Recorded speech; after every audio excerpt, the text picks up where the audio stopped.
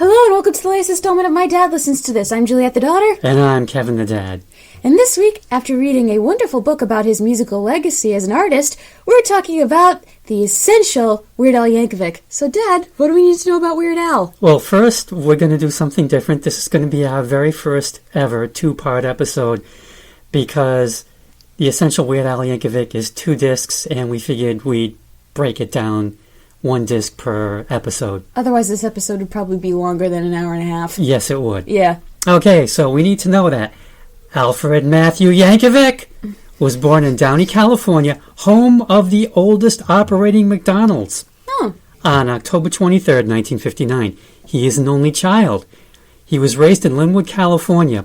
He took up the accordion at age 7 when his parents got him lessons at a local music school via door-to-door salesman. Al claims his parents picked the accordion over guitar so there would be at least one more accordion-playing Yankovic in the world besides America's polka king, Frankie Yankovic. No relation. No relation. But they did collaborate on one of Frankie's last records. Cool. Al took lessons for 3 years at the school before deciding to learn on his own. He credits Elton John's Goodbye Yellow Brick Road album for learning how to play rock and roll on the accordion. He lists Tom Lehrer, Stan Freberg, Frank Zappa, Monty Python, Mad Magazine, The Dr. Demento Show, and your favorite Spike Jones, among others, as comedy and parody influences. Now, Al started kindergarten a year early and skipped 2nd grade. So when he got to Linwood High School, he was 2 years younger than his classmates. Oh, wow. He was active in the National Forensic League, now known as the National Speech and Debate Association.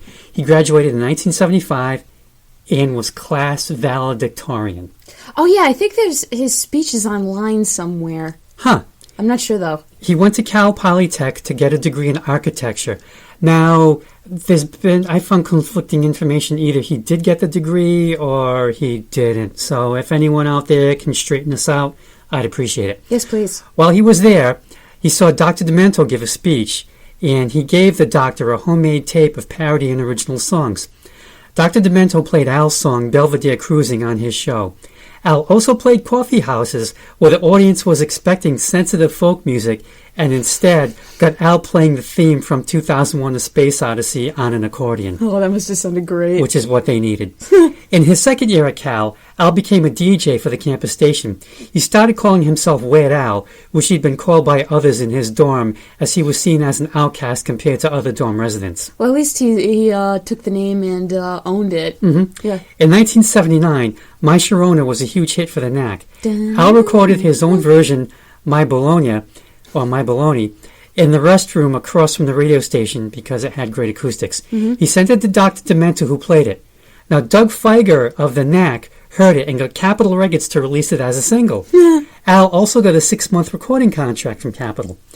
Al was getting okay grades in his classes and thought, maybe this music thing could take off. In 1980, Al was on Dr. Demento's show, and from this came Another One Rides the Bus, which he did live on air. Right before he did another one, he had just met John Bermuda Schwartz outside the sound booth. John told Al he was a drummer and banged on Al's accordion case to keep time. The song got very popular, but the record label Al was on, TK Records, went bankrupt 2 weeks after the song was released as a single. Oh, shit. So Al never saw any royalties from the initial release. In 1981, while on tour as part of Dr. Demento's stage show, Al caught the attention of manager Jay Levy, who asked Al if he had thought of having a full-time band. They held auditions. Steve J played bass, and Jim West was on guitar. 40 years later, they are still with Al. New guy, Ruben Valtierra, joined on keyboards in 1991. And special props must be given to Al and his band, because they are tight in their playing. Virtuosos to be able to play all the different styles of music that are on here. Now, the band recorded I Love Rocky Road, which was produced by Rick Derringer. Rick would produce Al's first 6 albums, and he'd win a couple of Grammys for his production work. However, Al took over with the Off the Deep End album due to Rick's drug-related issues. Al has put out 14 albums total, not including compilations. He also co-wrote and starred in the movie UHF, got his own Saturday morning show for one season, and teamed up with Pawtucket, Rhode Island's own Wendy Carlos to record Peter and the Wolf. Oh, really? Cool. In 1998, Al got LASIK, shaved his mustache, and growed his hair. 23 years later, I'm still not used to that new look. Oh, God, really? Because I'm not used to him with the mustache. Oh, well, Because I grew up with always seeing him with, with sans mustache. every generation has its Al. Yep. And like you said, if Madonna could change her look every 15 minutes, he figured he could change it every 20 years or so. In 2013, Al put out Mandatory Fun, his last traditionally recorded album. Since then, he's released singles and EPs on the interwebs. In 2018, he got a star on the Hollywood Walk of Fame, and we are all currently waiting for him to be inducted into the Rock and Roll Hall of Fame. Yeah, get on that. I mean, for God's sake, James Taylor is in there. Just Come on. do it, Come on. please. Now, for personal stuff, Al became a vegetarian in 1992.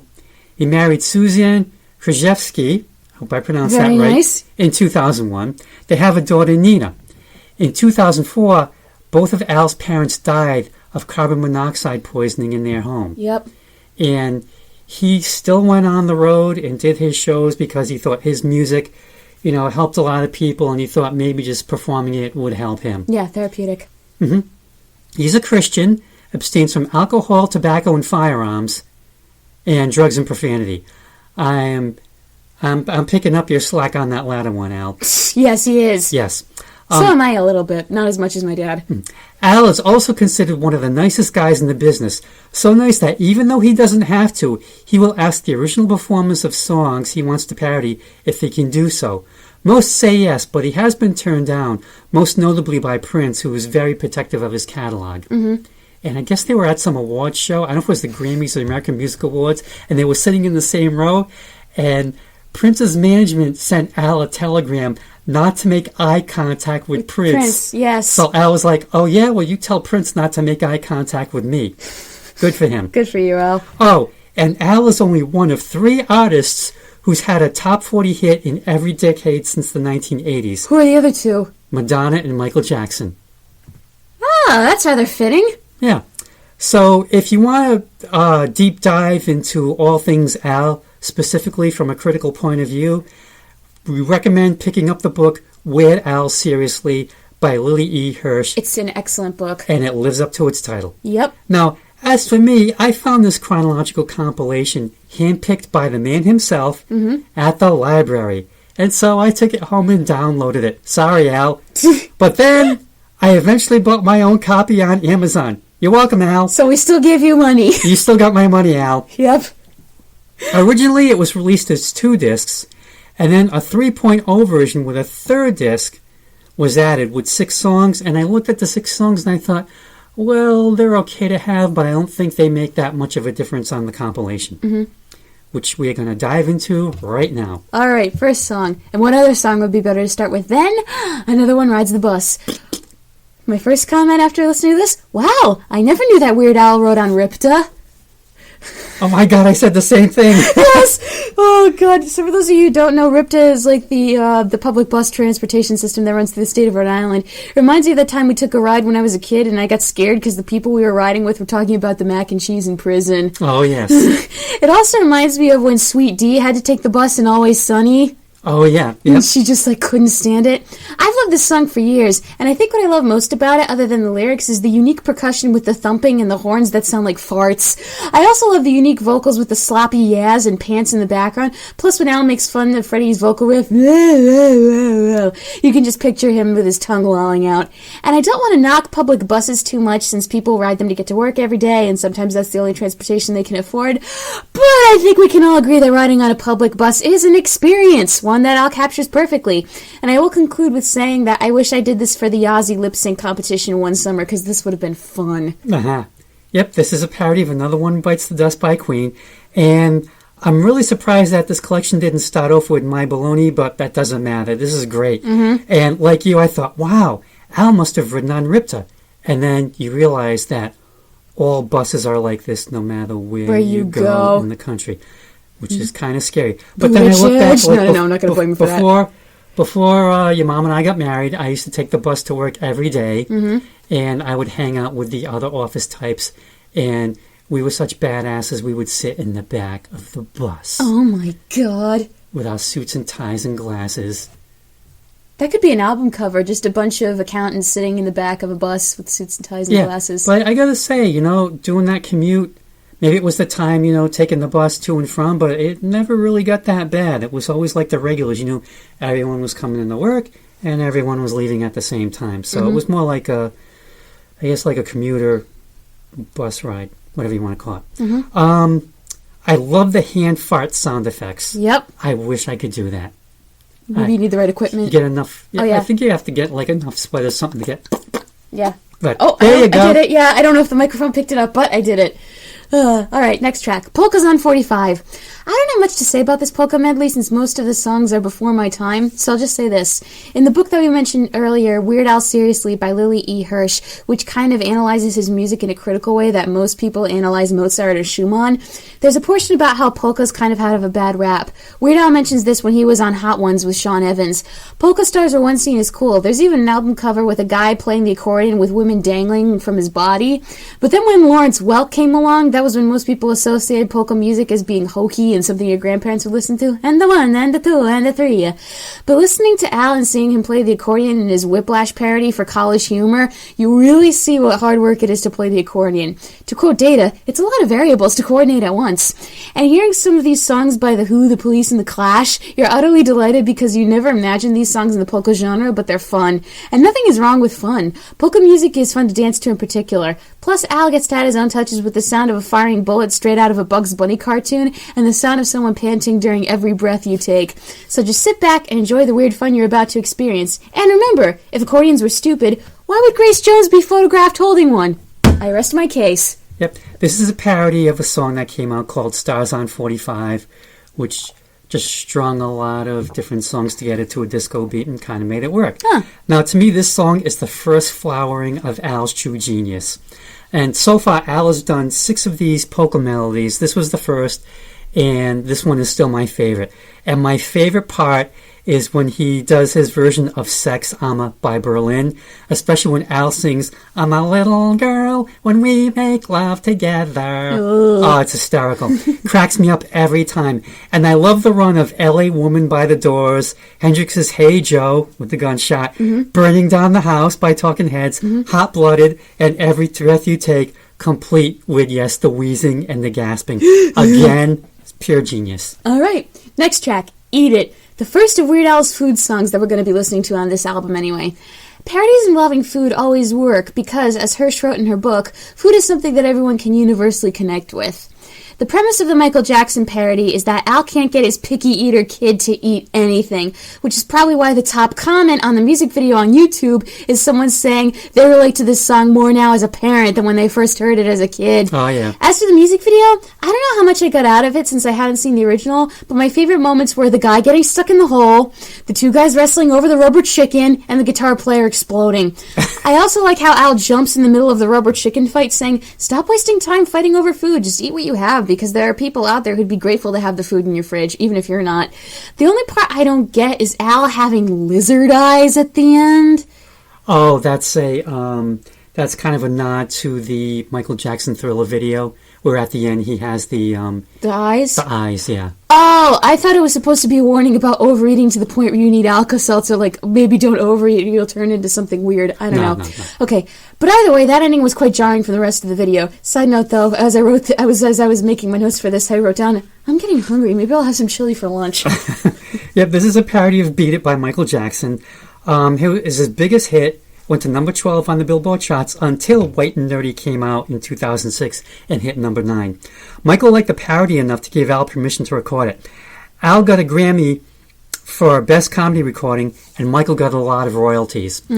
Either continued Al's string of food-related songs, first begun with My Baloney.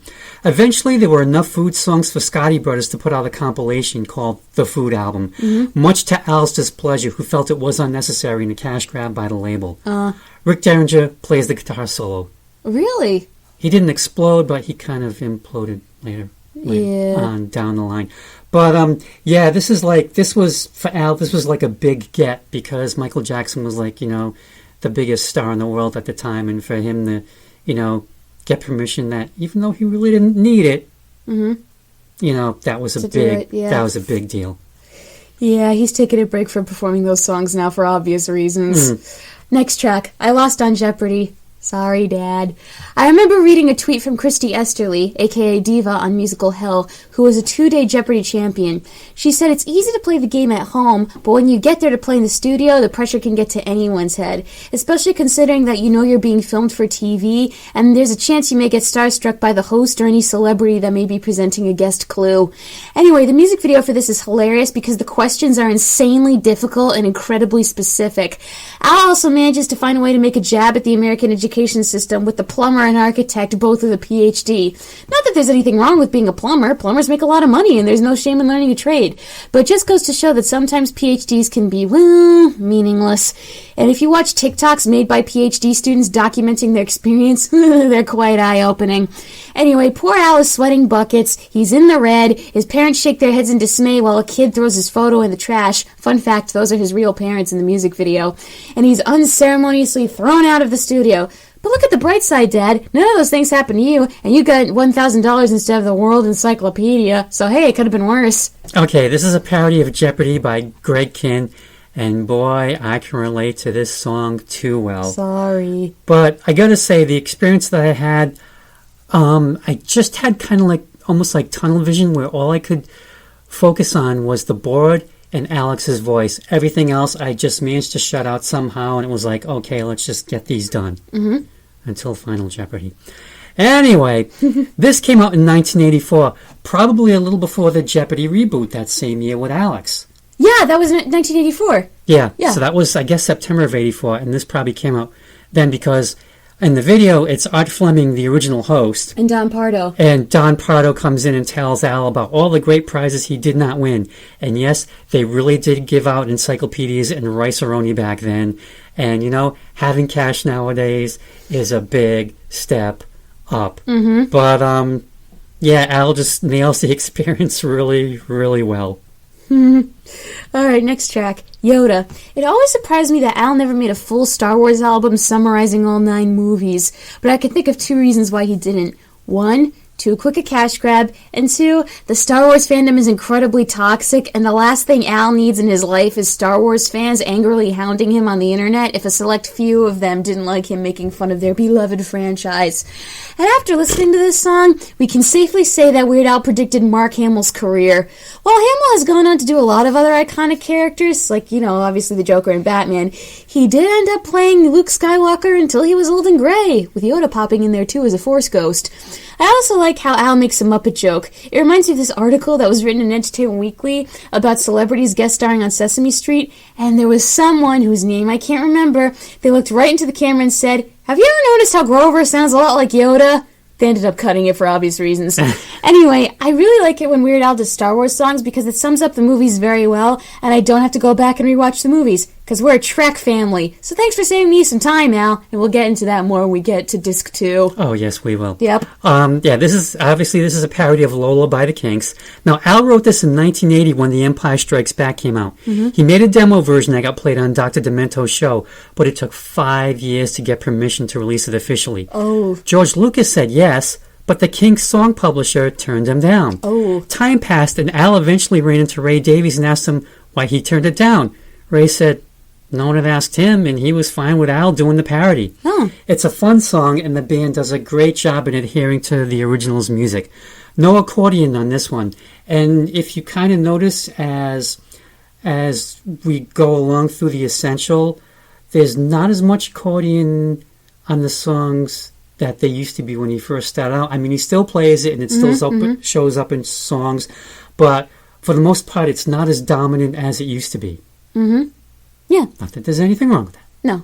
Next track, 1 More Minute. Talk about having it up to here with somebody. Al's woman is leaving him, and boy, is he done with her. He lists off all the things he'd rather do than spend 1 more minute with her, most of them involving bodily harm. But my favorite one is I'd rather clean the toilets in Grand Central Station with my tongue. And this song was written before the Disneyfication of New York City. I think my attitude towards my exes has mellowed out to the point where I wouldn't inflict that much harm on myself to avoid them, but there are some people I've met in my life, one of them a teacher, who do make me want to rip my heart out of my chest and throw it on the floor and stomp it until I die, then spend one more minute with them.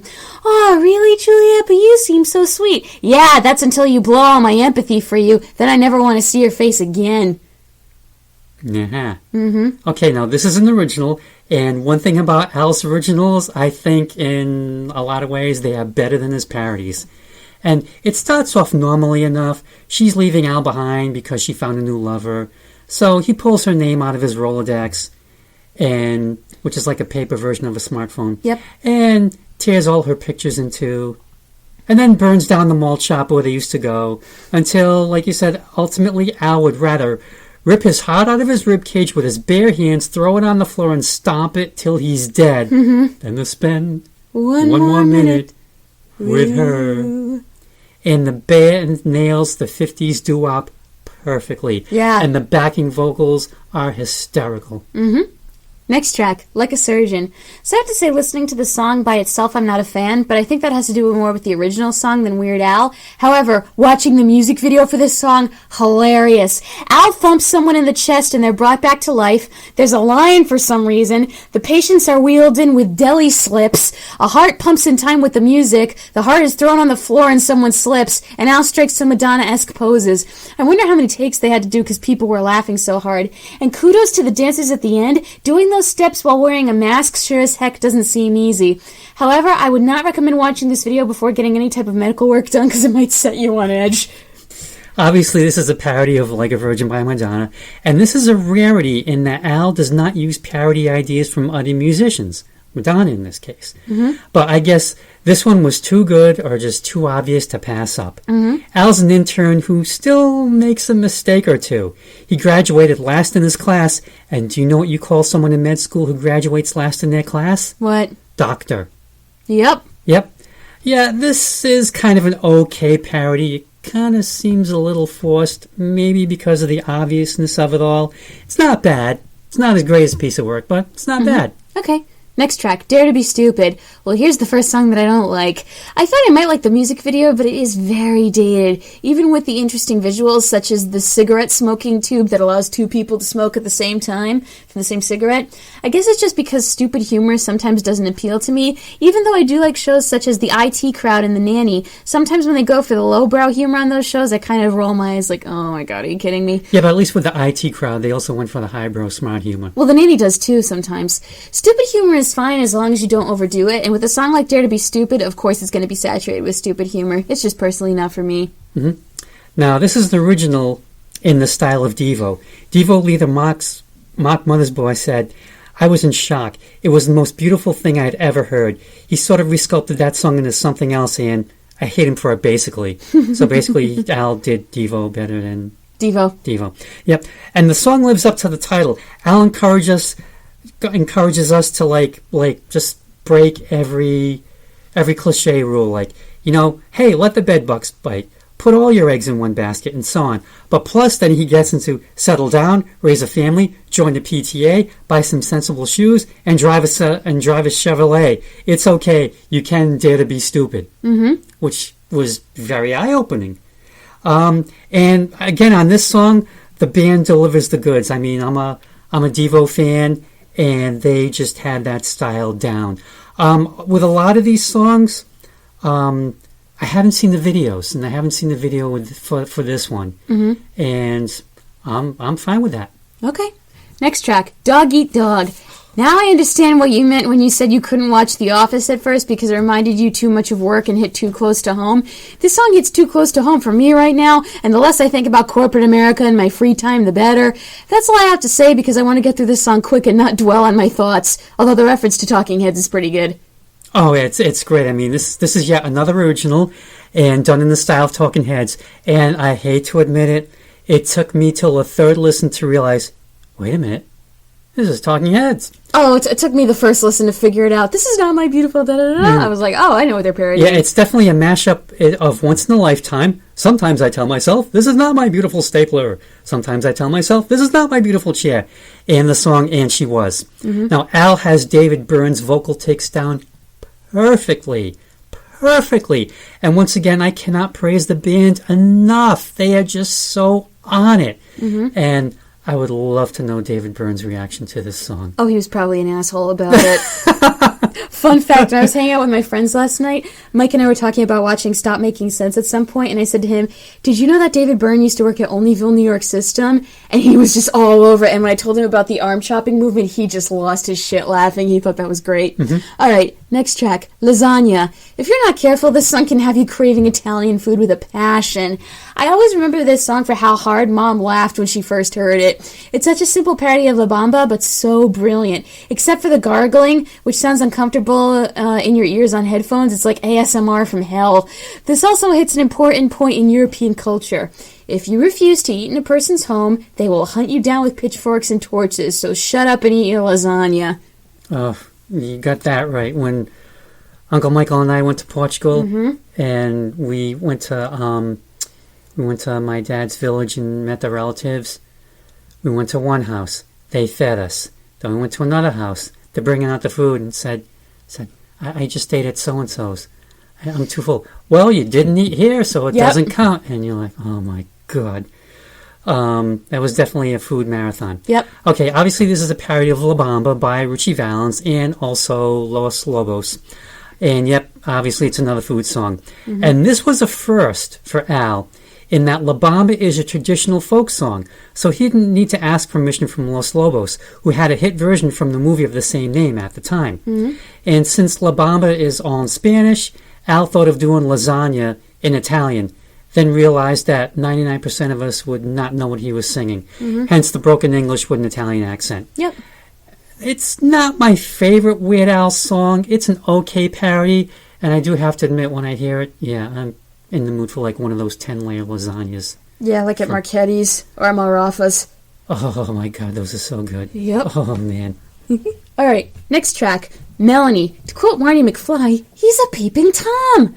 I think this has to be one of the most accurate love songs told from the point of view of a stalker out there, and the bizarre gestures, I'm sure, are not over-exaggerated in some cases, such as giving the cat a mohawk and then jumping out of the 16th floor window to prove your love only to die. But while Weird Al's stalker may be a little hilarious, just a gentle reminder that most peeping Toms aren't as hilarious in real life. It's true. Yep, this is another original and a scary one at that.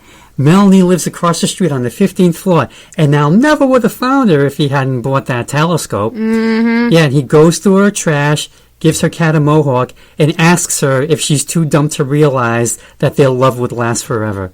A great original.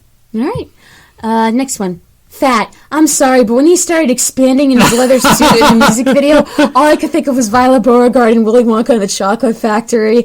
So instead of are you bad, the question is are you fat? And Al and the dancers behind him own it. And aside from the great parody, made even greater by the fact that they got to film on the set of the bad music video, you also have moments where Al sort of becomes self-aware with what's going on. Like at one point he starts to move randomly so he can hear the sound effects he's making. And I know this was made 7 months after the original was released, but it easily could have come out today. So props to Al for making an ageless music video. Yeah, obviously this is another Michael Jackson parody, this time for bad. And Michael had said no to Al when Al wanted to parody Black or White as Snack All Night because he felt the song's message was too important. Michael, that is, not Al. Michael did give him permission to use this and let Al use the same set for the video version. Good parody. My favorite moment is at the beginning when he sings ham on whole wheat. Love it. Love it. All right, next track. UHF, single version. I remember Dad once tried to explain to me what UHF was, and I just didn't get it. I'm going to explain it again. All right, so does this play for the opening credits of the movie? I haven't seen the movie yet, but I want to. I do too, because if it does, it's a kick-ass opening credits song. It's also different from most of the songs in this album because it feels like a real party song, one that's intentionally written for people to dance to. I like this track more than I thought I would, and I have to say this track makes me want to watch the movie and then come back and listen to the song afterwards. I think there was a screening of this movie a few years ago at Columbus Theater in Providence, but I'd be happy to get the DVD from the library if there isn't another screening coming soon. Yeah, where they had that screening at the Columbus Theater. They had a question and answer session with Al after the movie. Oh, yeah. He was there. Oh, crap. Yeah, I know Jackie really wanted to go, but she just could not get around to it because that's one of her favorite movies. So, yeah, this is an original from the movie of the same name. Now, I'm going to try to explain it again. Before streaming and before cable, there was and this still kind of is, UHF, which was channels 13 through 70-something if you were lucky. And around here, that meant a lot of local stations, local meaning Boston, except for channel 36, which was and still is Rhode Island PBS. Yep. And so, like, back then, you had to fiddle around with the rabbit area antennas to get the clear picture and fiddle with the dial and all this other stuff. And they did have it all on UHF. Creature double features on Saturday afternoons, The Three Stooges, Bozo the Clown, Bruins hockey. Yes, hockey was that unpopular that they were just taught. They gave it to the local station on UHF. Eventually, it got more popular to be on, like, NBC, but then now it's just, like, lost on cable somewhere. They'd also have Twilight Zone marathons. I thought you were going to say the Twilight movies. No, I was like, what? Twilight Zone marathons. They'd have this one program called We Don't Knock, which was a local program where it was on Channel 38. This guy would just show up at businesses, knock on the door, someone would have a camera, and they would just burst in and find out, hey, what do you guys do in this business? Wow. You know, just kind of like local businesses that everyone knew about, but had no idea, well, how does it really operate? They would go to, like, clubs and restaurants and whatever. I was about to say, the safety shop was never on there, were they? No, this was out of Boston. Oh, Boston, right. Because it was fun. So, yeah, I definitely want to see this movie. Okay. Maybe we can order from the library. Or maybe it's on stream. Maybe it's streaming somewhere. Maybe. You never know. I already ordered one of the movies that's referenced on here, but we'll get to that in a minute. Okay. All right, so The Biggest Ball of Twine in Minnesota. This reminds me of a segment I saw on the Today Show when I was a kid, which the Today Show for me now is kind of basically explaining current internet video phenomena for people who aren't watching YouTube every day. The segment that day was kids being surprised by their parents saying, "Kids, we're going to Disney." Only 2 kids burst into tears because you know where they wanted to go? Chattanooga, Tennessee. And what's in Chattanooga, Tennessee? I don't know. I feel like those kids would also want to go see The Biggest Ball of Twine in Minnesota. I also feel like maybe this song is poking fun a bit at National Lampoon's Vacation film series with the Griswold family, because I can see Clark going on this trip. But fun fact, if you Google The Biggest Ball of Twine in Minnesota, it's pretty big, and there's pagoda. The ball looks like a sagging haystack. Or to quote Night Court, like all the pasta you ever ate in your life coming back to get you. No way. Kinda, yeah. The song is definitely very American. Not even American, American. Sometimes you just have hokey stuff that makes us happy and it's kind of cute, so we write songs about it. Just don't try to take the twine home with you, because even the nice people in Minnesota might come after you. And trust me, you don't want to get a guy from Minnesota mad. I saw it happen once, and it was scary. Hi, Garrett. I didn't make him mad. Someone else did. It was scary. Okay. So this is an original in the style of Harry Chapin or Gordon Lightfoot, who were light rock singer-songwriters. So it's a story song. And boy, Al did do his research on this one, because, yes, this really does exist, and it really is in a little shrine under a makeshift pagoda. And I went on the website and I thought, this looks a little sad. And there is a gift shop.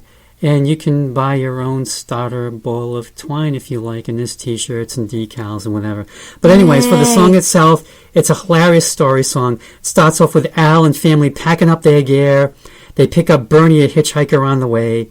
They drive 3 days straight, only stopping for pickled wieners now and then, which I just don't know if I could eat one of those. It just sounds... I think if they're cooked right, I could go for it, but maybe not straight out of the jar. And I like the part where Al sings about all the decals covering the car windows because his kids can't see anything. They can't see any of the sights along the way. And they're all decals they've got from various tourist traps, and he lists them. And then they get there, and it's a sight to see. Bernie takes their picture and then runs off with their camera, but they'll always have their memories. And the thing is, this song is almost 7 minutes long, but it just does not feel it. No, it speeds by so fast, and you know what? That's props to you, Al. Yep, that's all we're looking for. Next track, Trigger Happy. This song shows the consequences of the Supreme Court saying the right to bear arms is for individuals and not just the militia, and also the consequences for lack of having to pass any background check or having to take a test before buying a gun that most people in the military need to be thoroughly tested for before they can lay their hands on one. Really? Yeah. Ask my uncle. He taught artillery to military recruits in Oklahoma. That's right.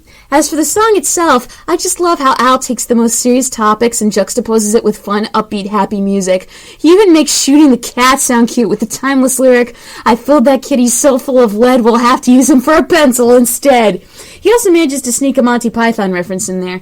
Come to think of it, Al would have been an interesting opening act for the days when Monty Python still went on tour. That would have been fun. As for the line with the commies, while it's true that there are some leftists who do like guns, and anarchists like guns as well, I don't think the commies you're worried about are going to try to come and kill you specifically. But you seem to be doing a fine job of spotting the enemy on your own anyway, so keep at it, champ. This is an original in the style of the Beach Boys / Jan and Dean. And specifically, I hear Catch a Wave and Surfin' USA by the Beach Boys and Surf City by Jan and Dean. Al's band deserves kudos for that seamless combination. So yeah, Al's locked and loaded in case those commies attack, but while he's waiting for them to show up, he's managed to mistake his dad for a drug-crazed Nazi yet again and shoots him in the dark. And yes, his cat's Fluffy is so full of lead he could be used for a pencil. I love that image. Me too. And then we'll all look it up and shoot at anything that moves. And it's like no other countries shake their heads at us. And I like how, Al says he has like gun fans come up to him and say, "You totally get us. This is such a great song." And he kind of scratches his head and says, "That wasn't the point." Thank you. You probably don't listen to the words, but hey, thank you very much. Just Glad say you thank you. like it. Just say thank you and walk away. Yep. All right, next track. Smells Like Nirvana. 2 fun facts about the music video. 1, Tony Hawk was an extra, and Weird Al didn't know that until Hawk tweeted this information in 2009. And 2, apparently Kurt Cobain liked the music video for this better than the music video for Smells Like Teen Spirit. And you know what? This song makes me excited to cover Nirvana on our podcast, because the music was catchy as hell, and I can't wait to look at it through the lens of someone who listened to the Weird Al parody first. Oh, and also to the person in the music video who threw that guy's sandwich on the ground, leave him alone. He's just trying to have a good time. Yeah, it's definitely parody Smells Like Teen Spirit by Nirvana. Al contacted Kurt Cobain when Nirvana was on Saturday Night Live. Cast member Victoria Jackson was in Al's movie UHF, so he called her, and she gave the phone to Kurt, who approved, but wanted to know if it was going to be a food song. And Al told him, no, it would be about Cobain's incomprehensible lyrics. And Kurt thought that would be funny. And he later said he knew the band had made it when Al wanted to parody them.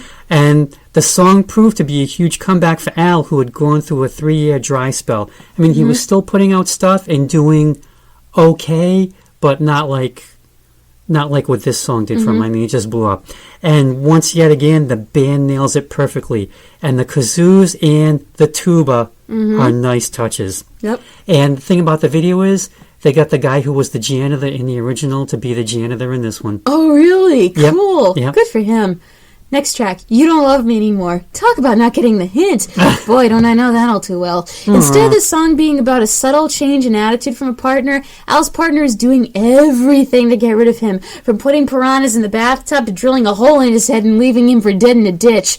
I think it would be less funny if this was a sudden change in behavior when really this person has been a psychopath the whole time. And we're just all of Al's friends who are yelling at him to run as he ponders over the possibility that this person doesn't love him anymore. I hope so, because if that's love, we need to work on our people skills. But in terms of ridiculous amounts of violence to get away from a person, I much prefer One More Minute, because this song just feels like a redo of that track. Yeah, this is another original, and it starts off as a sensitive ballad in the first verse, and then we get, I guess I lost a little bit of self-esteem that time you made it with the whole hockey team. Yikes. And she goes on and disconnect his car brakes, put piranhas in his tub, poison his coffee, and other things that make Al think maybe she's not really in love with him anymore. Go figure. I think it's a hoot. And yeah, I can see how you think, it mines the same territory as One More Minute, but I guess in this case it's like someone else is doing the things to him rather than him, doing them to himself, which is a slight difference, but I still find it hilarious. Okay. Next track, Bedrock Anthem. I've never heard the original Red Hot Chili Peppers song, but I have to say I'm not a fan of this parody. Because I think an homage to the Flintstones and rock is a great idea, maybe just not with the music of this particular band. Besides, the only homage I need to the original cartoon is the end credits scene from The Office, where they sing the theme song on the bus ride to the company picnic at the lake, and Steve Carell yells, "Wilma!" and they all break character laughing. Oh, by the way, don't name your kid Wilma or Barney. They don't really work as baby names in the 2020s. No? Like, think about it. Plus, also, if you were to name your kid Barney, they'd just think of Barney the dinosaur and not Barney Rumble. Rubble. Rubble. Oh my God. Misspoke. Sorry. My bad. Or maybe they might think of Barney from How I Met Your Mother. Don't name your kid after that character. He's a creep. Oh, okay. Yep, so this is a parody of 2 Red Hot Chili Peppers songs, Under the Bridge, which starts that slow part, and then Give It Away when it kicks into gear. Now, Flea from the Chili Peppers thought that this was just okay, it could have been better, and I can kind of see that as at the end of the song, things don't really wrap up. We're left with Wilma having a baby elephant vacuum cleaner. I mean, they can't all be home runs, and the Screaming Blue Messiahs covered similar territory back in 1988 with their song I Want to Be a Flintstone, which, check it out if you get a chance. But I still like this song. Really? Yep, the couplet, Bunny Rubble, laughing like a hyena. Bunny Rubble, what a little wiener. That cracks me up every single time. I like that they have snippets of Bonnie's laugh and some bits of Fred's dialogue, the original cartoon voice, with Alan Reed as Fred Flintstone. But the important question is, when you listen to this song, do you have a yabba dabba doo time? I have an okay time. Oh, 12. But like I said, I mean, I like it. I don't love it, but I do like it. Okay. All right. But it does kind of seem to wander, but, you know, I really don't have a problem with it overall. Okay, next track. Frank's 2000-inch TV. This reminds you of when Jadru got his huge, big flat-screen TV and said it wasn't large enough when the entire thing was as huge as the cabinet it was set up in. Oh, that thing was awesome. It was huge, and he was like, this is awfully small. And I was like, Jadru, it's the hugest TV I've ever seen in my life. It also reminds me of the Goofy short Disney made sometime in the 2000s. Oh, that's incredible. I love that. Where Goofy taught everyone how to set up your own home entertainment system.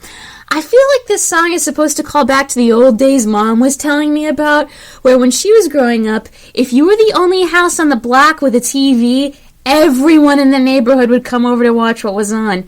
Only with Frank's TV, you can pretty much see whatever show is on from your house. As for the line referencing Robert De Niro's Mole, all I could think of was, imagine the main theme from Taxi Driver blasting from the speakers of that thing.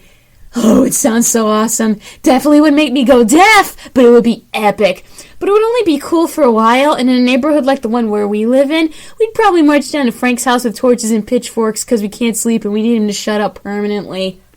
Unless Frank lived down the street by the playground. That could work. Seems to be a respectable distance. Maybe not for the students, though, who go to the Wolf School. Might be sensory overload for them. Yeah, it could be. So, yeah, this is another original, but this time in the style of early REM. But I think really any 80s jangle rock band would fit the bill. A screen so big, like you said, Robert De Niro's Mole is 10 feet wide and probably has its own TV show. And Al can watch The Simpsons from 30 blocks away. And it's a really catchy song. And for me, it's not laugh out loud funny, but it does bring a smile on my face. Okay. And I want a 2,000-inch TV. We can't fit it in the setup we have, though, now. No, we would have to move. Unless it was like a projectionist thing. Like an outdoor movie projector? In the back, yeah, we have that huge space that only has that one window up on the second floor. Yeah, we could put something there. Yeah. All right, final track, Jurassic Park. So I did something I didn't do with any other song on the album.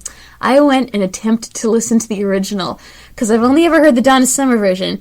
And as for Richard Harris, the last time I heard him sing was in the sucky movie adaptation of Camelot, so I felt like he needed a do-over. Was he? He was Arthur. Okay. Yeah, and Vanessa Redgrave was Guinevere, and Franco Nero was Lancelot. Okay. Plus, I thought, okay, this will help me understand this parody in particular. And after listening to the original version, oh, poor Richard Harris, why does he always get the sucky music to sing? I only lasted 4 minutes. And the sad thing is, in the original, his voice is lovely. It's so vulnerable and raw, and you can tell he's putting everything into it when it's just a nonsense song. God damn you, Johnny Carson, for making this a hit single when he came on The Tonight Show. He should have been more famous for recording a different song, but no, it had to be this one. That's what caused it to blow up? Yep. In the U.S.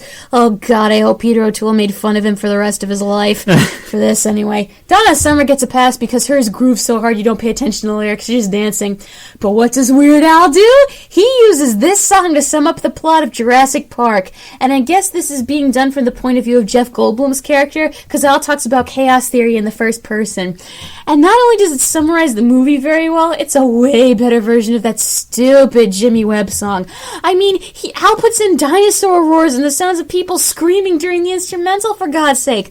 Plus, Al hits an incredible note at the end showing off his vocal chops. So now I have to watch the original movie and then go listen to this afterwards, because I'm sure it'll be twice as funny. What the heck was that? Funny? Barney and no, funny. I know what it was. Funny. Which is saying something, considering this song takes a jab at Barney, the dinosaur, and makes a joke about how dinosaurs aren't that bad if they eat lawyers. Bravo, Al. What a masterpiece. Yep, like you said, this is a parody of MacArthur Park by Richard Harris. And so we close out part one with this gem. It skewers the original quite nicely. Someone let the T-Rex out his pen. I'm afraid those things will harm me because they sure don't act like Barney, and they think that I'm their dinner, not their friend.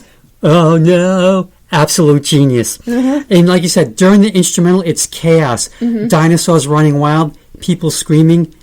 Highly recommend you listen to that part on headphones. Yes. Because the dinosaurs sound like they're in THX Dolby. Yes. Like you're surrounded by them. It's just very, very impressive audio. And yes, this is one of the dumbest songs ever. The original? Yes. Yes. One. Yeah. And Al, just like, he takes chicken poop and he makes chicken salad out of it. He does the opposite, and for which we are all eternally grateful, because, this song is just, the original is just, I know Jimmy Webb's trying to make some sort of point and there's some sort of metaphor, but what is it? We don't know. As someone on YouTube said, so basically this song is about a cake that causes Dumbledore to lose the will to live. Yeah, and then you've got this thing about MacArthur's Park is melting in the dark, all the sweet green icing flowing down. So does that mean that this person made a cake replica of MacArthur Park and like just forgot that they left it out in the rain? And why would you leave a cake outside in the first place? Were you going to have a picnic and it got rained and everyone ran in and like, oh Jesus, the cake? I've only seen people breaking down over cake before in like those Food Network shows where they have to sculpt something out of cake and then like part of the cake falls off, or like the cake stand crumbles and the cake crashes to the ground. But I've never seen cake getting wet and melting. It's tempting to put one out there just to see what happens. Dad, don't do that. That's a waste of cake. Yeah, I know. So anyway, that is the end of part one. Yep. And that's disc one. We will be back next time with disc 2. Yep. But I would like to add my final thoughts for part 1. Sure. Overall, he who is tired of Weird Al is tired of life. Yep. Homer Simpson. I dare you not to be entertained while listening to his songs. Even the ones that don't strike a chord with you will definitely get an eyebrow raise. And now I have more songs to add to Spotify. So win-win. And I cannot wait to cover part 2 next time. Alright, as always, thank you for listening to the latest installment of My Dad Listens to This. Like, comment, and subscribe, and all that jazz. If you follow me on social media, I post the episodes there. And if you are friends with my dad, just tell him what episode you would like, and he will send it right to your email inbox. Thank you. As always, we are My Dad Listens to This. We will be back next time with part 2 of the Essential Weird Al Yankovic to nitpick and gripe about. Dad, is there anything you want to say before we sign off? That food on your plate, just eat it. I don't care if you're full. Eat There it. are kids starving in China. Just eat it. See ya.